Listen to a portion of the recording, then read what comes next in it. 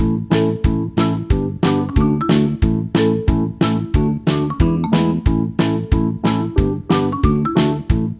today let's start with chapter number 5, crafts and industries.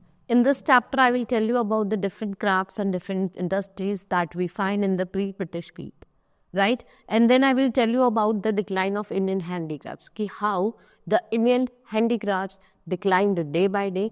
And then I will tell you about industrialization, matlab growth of modern industry, how there was growth in the modern industries, right?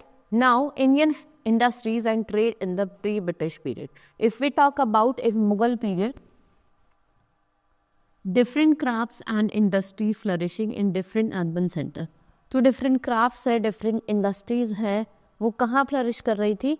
India के urban centers में. And there was no formal industrialization system. कोई भी formal जो industrialization system था वो नहीं था यहाँ पे. Rural cottage industries, urban domestic industries and royal कारखानाज और workshop produce a variety of high quality work. देखो कॉटेज इंडस्ट्रीज क्या होता है, घर के ही लोग मिलके काम करते थे, तो रॉयल कॉटेज इंडस्ट्रीज यहाँ पे थी. और आपको यहाँ पे अर्बन डोमेस्टिक इंडस्ट्रीज देखने को मिलेंगे और कारखाने होते थे, यहाँ पे आपको अलग अलग प्रोडक्ट्स अवेलेबल होते हैं, right. Then apart from towns which specialise in craft production, crafts people settled in high number in export centre along the coast. जो आपके जितने भी हाई सेंटर्स थे, जितने भी आपके high number of export centres थे वो आपके कहाँ थे? कोस्ट के पास थे, क्योंकि वहाँ पे क्या था, कोस्ट के पास कि आप गुड्स को दूसरी प्लेस भेज सकते वो इजी होता था. दैट्स वाई जितने भी आपके एक्सपोर्ट्स वाले जो एक्सपोर्ट इंडस्ट्रीज होती थी वो नियर द कोस्ट होते थे.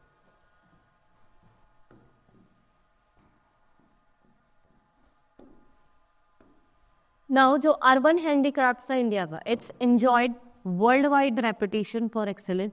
And in his books the awakening of America, that is we have cultivated what he writes from ancient days when Indian fabrics, gems, carpets, mosaics adorned the public and private buildings of Rome down to the beginning of the Industrial Revolution. And the world looked to India for its most arresting and existing wear. देखो वो Asian times की बात कर रहा है कि जब Indian fabrics, James, carpet और जो मोसाइक्स होती थी, हम उनको पब्लिक और प्राइवेट बिल्डिंग्स पर डाउन करते थे. और अब आप देखेंगे जब से इंडस्ट्रियल रेवोल्यूशन शुरू हुआ है, then the world look India for attesting and what arresting and for existing wares.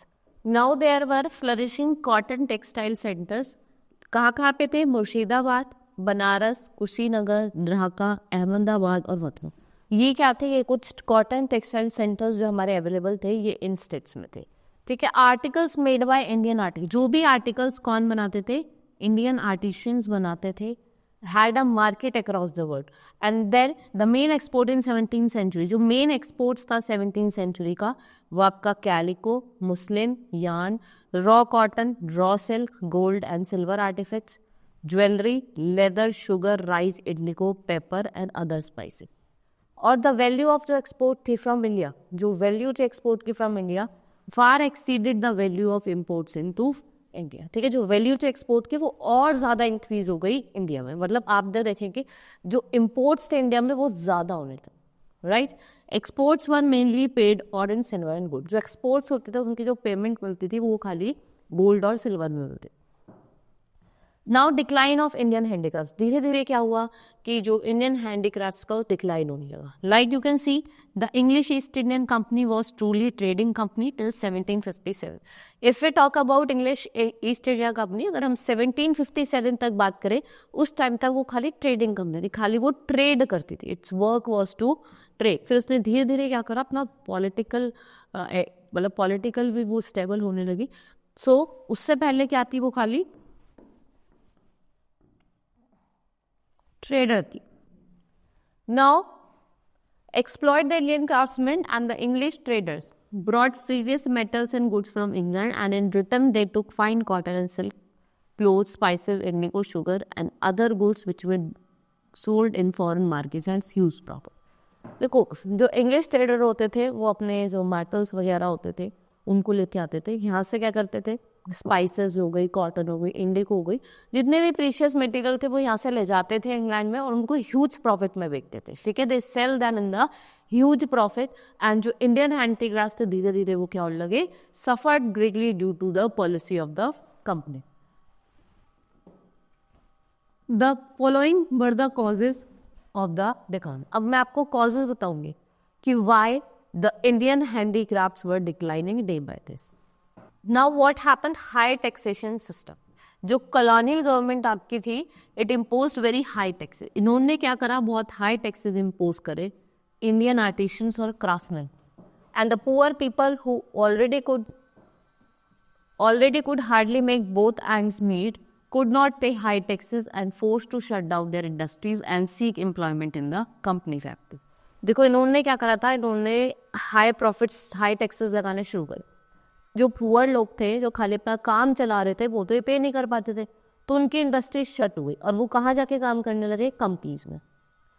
इससे भी क्या हो रहा था, हाई टैक्सेशन सिस्टम की वजह से धीरे धीरे क्या हुआ, इंडियन हैंडीक्राफ्ट इंडस्ट्रीज बंद हो गई, डिक्लाइन होने लगी। Disruption of the equilibrium between agriculture and industrial section of the economy and industrial depression destroy the source of national income and also deprive lakhs of workers from the traditional occupation। Then we have non-availability of raw material। देखो जो availability है raw material की, उसकी बात करें तो जो England है its need huge quality. England को एक huge quantity of raw material, मतलब ज़्यादा रॉ मेटेरियल चाहिए होता for its factory. And the British traders who brought raw material in bulk from Indian market and it cause paucity of raw material in the Indian market and Indian craftsman could not get raw material और their handicraft. देखो England को एक तो huge quantity of raw material चाहिए था जो available नहीं हो रहा था, बिकॉज जो ब्रिटिशर्स थे वो रॉ मटेरियल यहाँ से बहुत ज़्यादा अमाउंट में लेके चले गए थे, ठीक है, ऑफ्टन। और जो Indian craftsmans they do not get raw material for their handicrafts and all this adversely affected the Indian handicraft industry. इससे भी क्या हुआ, जो आपकी इंडियन हैंडीक्राफ्ट इंडस्ट्रीज है उनका डिक्लाइन होने लगे। Then loss of patronage of the Indian rulers. देखो जो इंडियन रूलर्स थे और नोबल्स थे वो बहुत ज़्यादा पेट्रोन थे, ठीक है। बट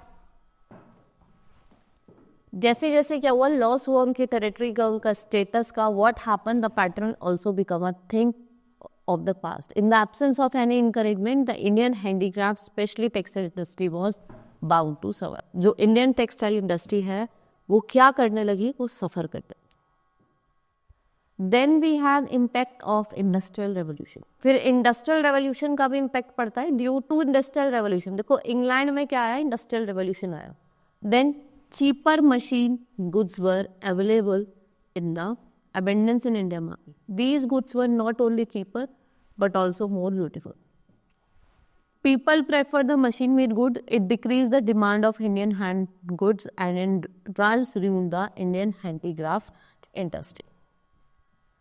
देखो क्या हुआ, जैसे जैसे आपका इंडस्ट्रियल रेवोल्यूशन आया, जो मशीन्स थी वो चीपर, जो गुड्स थे वो चीपर होने लगे, सस्ते होने लगे। Now people also starting preferred machine made goods because वो ब्यूटीफुल तो थे ही थे, अट्रैक्टिव भी थे, ब्यूटीफुल भी थे, उसके साथ साथ अगर हम देखें तो वो सस्ते भी थे। ऐसा नहीं कि खाली सस्ते थे, सस्ते के साथ साथ वो बहुत सुंदर भी थे, ब्यूटीफुल भी थे। तो इससे क्या हुआ, जो इंडियन हैंडीक्राफ्ट इंडस्ट्रीज है वो डिक्रीज, जो इसका रॉ मटेरियल है वो डिक्लाइन होता रहा, ठीक है। लोग किधर जाने लगे, मशीन मेड गुड्स पे जाए। Now ruthless methods of the company towards weaver. देखो जो मेथड्स थे कंपनी के वीवर्स के तरफ वो कैसे थे, बहुत ज़्यादा रूथलेस थे, ठीक है। After the battle of Plassey in 1757 the company used its political power to deal with Indian craftsman and artisan. देखो जो कंपनी है वो किसका यूज़ कर रही थी, अपने पॉलिटिकल पावर का यूज़ कर रही थी, किससे डील करने के लिए, इंडियन क्राफ्ट्समैनशिप और आर्टिशंस के लिए। And the servants of the company adopted ruthless method to compel the weavers to work for them on low wages, and they forced them to charge of their goods 20 to 40% less than the market price। कि 20 से 40% कम देंगे किससे, market price से। And finding it very hard to take out their existence, artisan and craftsmen left there and settled। भाई उनको पैसे तो मिल नहीं पाते, तो जो आर्टिशियंस थे, क्राफ्ट्समैन थे, वो अपने एरेस्ट्रल के प्रोफेशन को छोड़ के चले जा, right. Then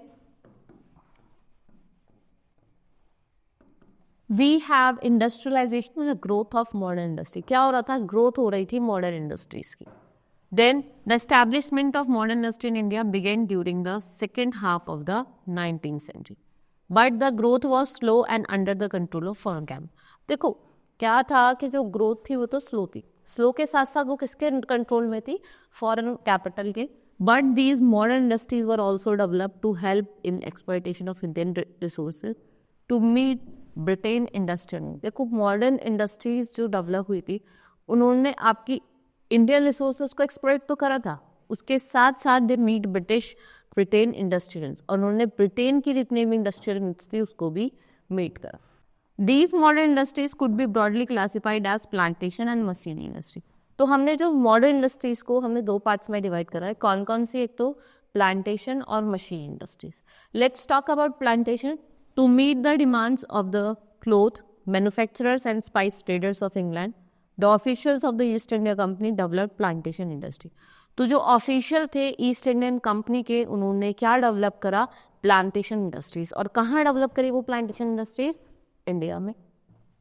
the vast tracts of land were turn into plantation and the food crops were replaced, और जो फूड कॉस्ट थे वो उनको रिप्लेस करा विद ए कमर्शियल क्रॉप। पहले देखो हम क्या करते थे? क्रॉप उगाते थे सिर्फ अपने लिए, फिर उन्होंने क्या करा भाई? कमर्शियल बेचे के लिए भी क्रॉप उगाने स्टार्ट करे, like your sugar cane, coffee, tea, indigo. What are these? These are commercial crop. And the main centres of indigo, जो मेन सेंटर था आपका इंडिगो प्लांटेशन का, वो कहाँ था आपका? बिहार एंड बंगाल। टी जो थी वो आपकी असम, दार्जिलिंग और आपकी बंगाल और साउथ इंडिया जैसे एरियाज में आपको देखने को मिलती है। Now machine industries. देखो जो सेकेंड हाफ है आपका 19th सेंचुरी का, it witness the beginning of machine industry. The most important of these were cotton and jute. जो सबसे इम्पॉर्टेंट मशीन इंडस्ट्रीज थी वो आपकी जूट और कॉटन इंडस्ट्रीज थी। Then in order to maintain imperial control over the country and its people through economic exploitation, Britain had to construct roads, railway, post and telegraph line. और उनसे उन्होंने क्या develop करे? पोर्ट्स डेवलप करे, irrigation work and banking. So these developments provided the material basis for beginning of modern industry in India, and modern industries required iron and steel, chemical and power. Modern industries को अब iron और steel और chemical और power जैसी industries की भी requirement. Let's talk about cotton industry. It's the first cotton mill in India. ये क्या थी? पहली कॉटन मिल थी इंडिया की, सेटअप एज अ स्पाइनिंग मिल इन बॉम्बे इन 1844। और जो काउसी नाना भाई थे, ही established it, and presence of port further helped Bombay in becoming an important center for export of cotton to inland and China. देखो जो बॉम्बे था, एक तो वहाँ पे फोर्ट का प्रेजेंस था, उसकी वजह से क्या हुआ है कि इम्पॉर्टेंट सेंटर बना एक्सपोर्ट का कॉटन का। किसको एक्सपोर्ट करता था? England and China. By 1900, 84 mills started operating in Bombay, and most of the cotton mills in Bombay were started by Parsi और गुजरात। जितने भी पारसी और गुजराती आपके बिजनेसमैन थे, उन्होंने ही क्या करा था? इसको स्टार्ट करा था। And they could not make money through trade in China. लेकिन वो क्या कर हुआ था उनके साथ कि वो जो चाइना के साथ ट्रेड करके वो पैसा कमा नहीं पाई। Now cotton mills started to come up in other places as well as बढ़ती रही। And in 1861, first mill in the Ahmedabad was set up, and a cotton mill came up in Kanpur in 1862. और जो growth था cotton mills का, created employment, ठीक है, and opportunities. Thousands of people, देखो जो थाउजेंड्स ऑफ पीपल थे, they migrated from rural India to these cities and work in cotton mills. और वो किस में वर्क कर रहे थे? कॉटन मिल्स हो रहे थे भाई। वो माइग्रेट करके आते थे फ्रॉम द डिफरेंट सिटीज, और वो यहाँ की जितनी भी कॉटन मिल्स होती थी वहीं पे काम करते थे। देन जूट इंडस्ट्री, वो भी धीरे धीरे क्या हुआ? रैपिडली डेवलप होने लगी। And it was owned by British and was located in Bengal, and the first machine for spinning jute was set up at Shrirampur in Bengal. और किसने सेटअप कर दी? मिस्टर जॉर्ज इन एटी करी। ठीक है भाई। अब आप देखेंगे कि पहली जो मशीन थी जो जिनको स्पिन करती थी वो सेटअप करी गई कब 1855 में, और किसने करी? आपके श्रीरामपुर बंगाल में हुई थी, और किसने करी थी? आपके जॉर्ज ने। Later on, many more mills was opened by different people, mostly in Bengal. And by 1940, India had largest jute industry in the world.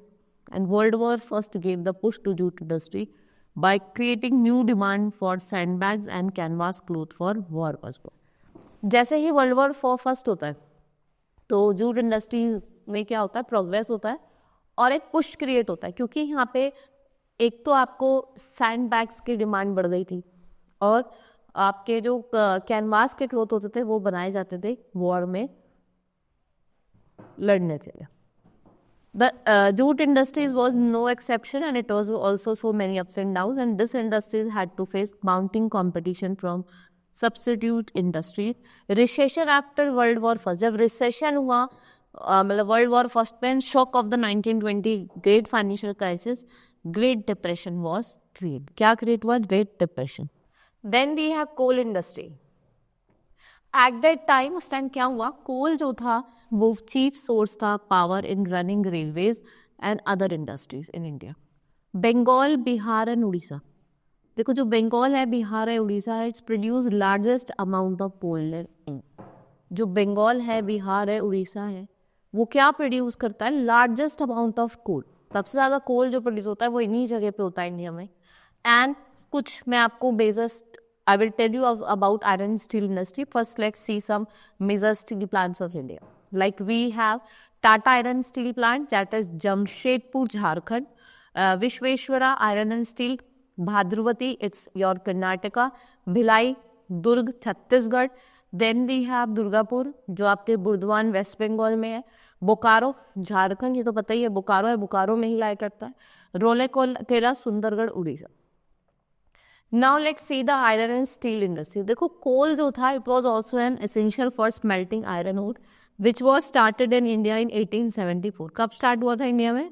1874 में. But iron and steel industry had a feeble start, and the establishment of Tata and Iron Steel Company in 1907 at Jamshedpur marks the real beginning of iron. ये क्या mark करता है? Real beginning of iron industry. Later on क्या हुआ कि जो smaller iron works थे they were started in Bengal and Mysore. कहाँ स्टार्ट हुए थे? बंगाल में और मैसूर में. और जो आपकी wide range of iron products थे, what it did, it made possible the development of engineering industry. इसने क्या करा? इसने पॉसिबल बनाया किसको? Development of engineering industry. Other industries, 1930, the sugar industry registered a rapid progress and was mostly owned by India. कुछ sugar industries भी क्या कर रही थी? Rapid progress कर रही थी, and they were mostly, it was owned by Indians only. In every period जो cement और other industries थी, they also registered rapid growth, but the machine for all industries had to be imported from outside, as very little progress was made in the development. क्योंकि बहुत कम progress हो रहा था, जो industries का development के लिए बहुत कम प्रोग्रेस हो रहा था, तो जो रॉ मटेरियल होता था वो भी बाहर से लाया जाता था. Despite some improvement, the development of industries in India at the time of independence was very much limited. देखो जो at the time of independence जो इंडस्ट्रीज का डेवलपमेंट था वो उस टाइम पे बहुत ही क्या था? लिमिटेड था. Now discovery of textile. जो डिस्कवरी है of several spindles, a piece of cotton stuck to a silver vase and reveal that spinning and weaving of cotton was known to the Harappa. Nearly 5,000 years ago, references to weaving are found in Vedic literature, including methods of spinning. Various material was used from the medieval time till the 19th century. India's skilled weavers had been making use of spinning wheel और चरखा. ठीक है, वो spinning wheel और चरखा का ही use करते थे for cleaning cotton and spinning yarn, and the loom for weaving clothes. और वो लूम का यूज करते थे क्लोथ्स को वीव करने. In the early 20th century, under initiative of Mahatma Gandhi, hand spun and hand woven Indian cotton and silk came into existence. जिसने क्या करा? आपकी इंडियन टेक्सटाइल इंडस्ट्री को रिवाइव करा. What it did? It revived the Indian textile industry. The fabric is popular known as khadi. जो खादी होता था उसको लाया जाता था. Indigo, madder, turmeric, sunflower, they were most common plants that was used to dye clothes. ये एक डाई होती थी, मतलब क्लोथ्स को डाई करने के लिए. The foundation of Indian textile trade with other countries began to as early as 2nd century BC. A hot block printed registered dye fabric जो आपकी गुजरात ओरिजिन की थी, right? Then afterward Indian export to cotton textile to Egypt from early times. In 13th century Indian silk was used to barter spices from western country towards the end of 17th century. जब क्या हुआ, and हुआ 17th century का. And these include fine muslin cloth of Bengal, Bihar and Orissa, and painted and printed cottons of chintz was simply exchanged. किसके बीच में? India, China and Philippines के बीच. Right?